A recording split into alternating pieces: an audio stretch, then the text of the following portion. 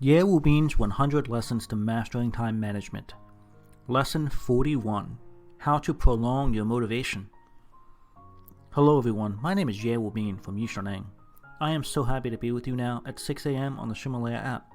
For those of you who have been following my lessons, welcome back. And if you're new here, welcome aboard. I'm so happy to have you with us. Time is man's scarcest resource. Once it's used, it can never be regained. So if you're not using your time effectively, or if the time you're spending is only getting you further away from your dreams in life, then stay with me. Listen a while, and I'm confident I can help open your eyes to a new path that will get you closer to your dreams. I want to remind you that there are 100 classes in this album, and every class lasts about 6 minutes. It is updated at 6 a.m. New York City time each morning. In the last few lessons, I talked about how to learn. In order to retain the information we learn, we must study actively. It is only through repeated learning that we can retain information, or in other words, internalize that information. Also remember that we can maximize our retention by studying the same material at fixed intervals, which are outlined by the Ebbinghaus's memory curve, or what is also called the forgetting curve. I also talked about geniuses. These people who have achieved great success in their life not only have a gift, but have exerted great effort to achieve success in their lives. This effort is not simple repetition, but rather deliberate focus on their weaknesses in order to strengthen the weakest part of their knowledge and skill. Therefore, success is quite a difficult thing to achieve. The road to success is not crowded, because few people start down the road and fewer people persist on it. Now, why is this? To answer this critical question, we need to discuss a very important topic: motivation. When we set out to complete a task, we need motivation. If we are not motivated, then our energy comes from something else: impulse. Impulses, by definition, are temporary. Since impulse does not last until the task is complete, it results in brief and incomplete periods of enthusiasm. There are 3 levels of motivation. It is our human nature to want to control our lives and our destiny. When we have complete control over our decisions, actions, and feelings, we enter the level of motivation which is called internal motivation. If we don't have the strength to control our actions, we stay in the second level of motivation called external motivation. There are many external drives, like seeking rewards, such as money or fame, or avoiding punishment, such as pain.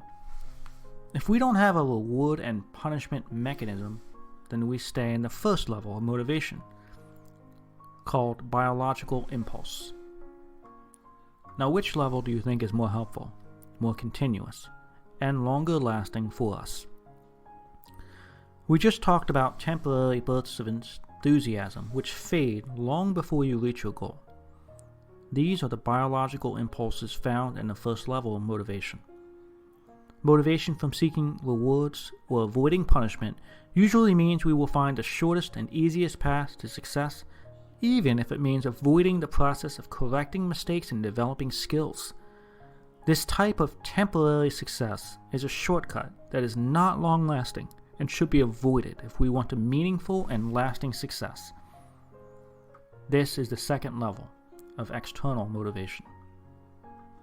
We need to acquire our motivation from the third level, internal motivation, or motivation from internal drives. So what is the difference between internal drives and external impulses? Let me tell you a story that will illustrate these differences. An old man living in a rural village was drying unhusked rice in a vacant area, where a group of small kids were also playing. The kids were having a great time, running back and forth happily, but the old man was in a bad mood because the kids were scattering his rice all over the place and creating a mess. Now, what could the old man do to drive away these kids? Scolding or beating them was not a good option, because the kids would just come back after he left. So the old man thought of something clever. He called over the leader of the group of kids and said to him, "You kids are wonderful. If you come back tomorrow to play here, I'll give you 10 yuan. And for each day that you come back, I'll give you another 10 yuan. So the kid agreed, and he received 10 yuan for leading his group of kids to play there that day. On the second day, the old man said to the leader of this group, "I'm sorry, but today I can only give you 5 yuan. The kid thought that the old man was a bit mean, but eventually decided that 5 yuan was okay. I mean, after all, it is better to have 5 yuan than no money at all. So he continued to lead the kids to the same location that they had been playing all along. On the third day, the old man said to the kid, "I can only give you 1 yuan. The kid said, "You're so mean. We will not play here anymore." Then the leader of the kids called up his friends and left, never coming back again. And that's how the old man successfully drove away those kids. So what happened? At the beginning, the kids were motivated to play there because they wanted to have fun. Their motivations were internal and natural. But the old man replaced the kids' desire to play with the desire to earn money. This replaced their internal drive with an external drive. Then he diminished the external reward over time until it all but disappeared. When the kids' internal drive was replaced by external motivation, it dropped their motivation from the intrinsic third level to the extrinsic second level, and then he reduced the reward. When the reward evaporated, the kids decided to leave. The takeaway is this: internal drives have a much stronger influence on a person's actions. On the other hand, external drives are always decreasing over time. Lastly, biological impulses are merely temporary and unreliable. The principle comes from a book called Driving Force by American author Daniel Pink. If you want to learn more, you should read it. Driving Force by American author Daniel Pink.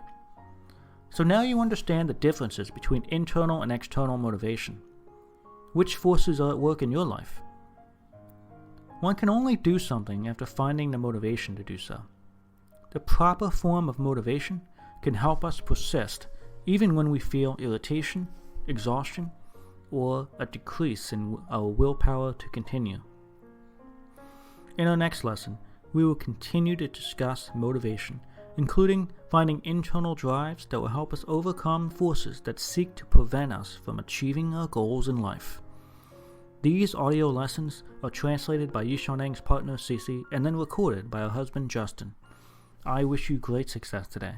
See you tomorrow.